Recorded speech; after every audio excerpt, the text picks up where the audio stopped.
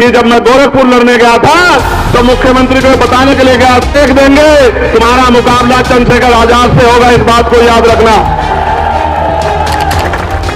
जब कांटा निकलता है, चाहे छोटा हो या बड़ा, घाव जरूर करता है। घाव तो है, घाव तो है।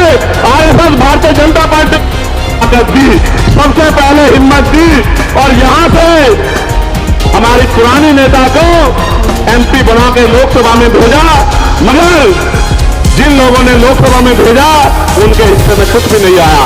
आज भी ओमपाल जी जिक्र कर रहे थे कि भाई नगीना के लोग, बिजनौर के लोग ये कहते हैं कि हम तो सबको ताकत देते हैं, लेकिन कोई हमारे बारे में नहीं सोचता, कोई हमारे बारे में नहीं सोचता।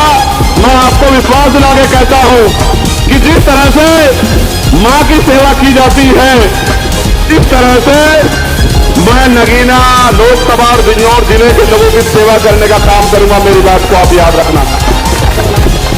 क्या कोई, मेरे भाइयों, मेरी माताओं बहनों, बताओ, क्या कोई व्यक्ति अपनी मां को परेशान छोड़ता है?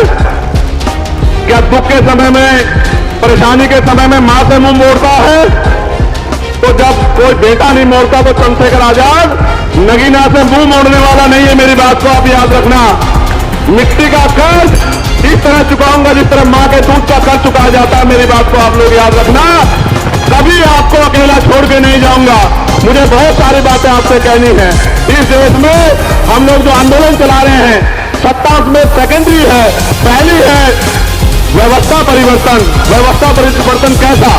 इस देश में जाति के आधार पर गैर बराबरी है, ऊंच नीच है, जाति के आधार पर शोषण होता है।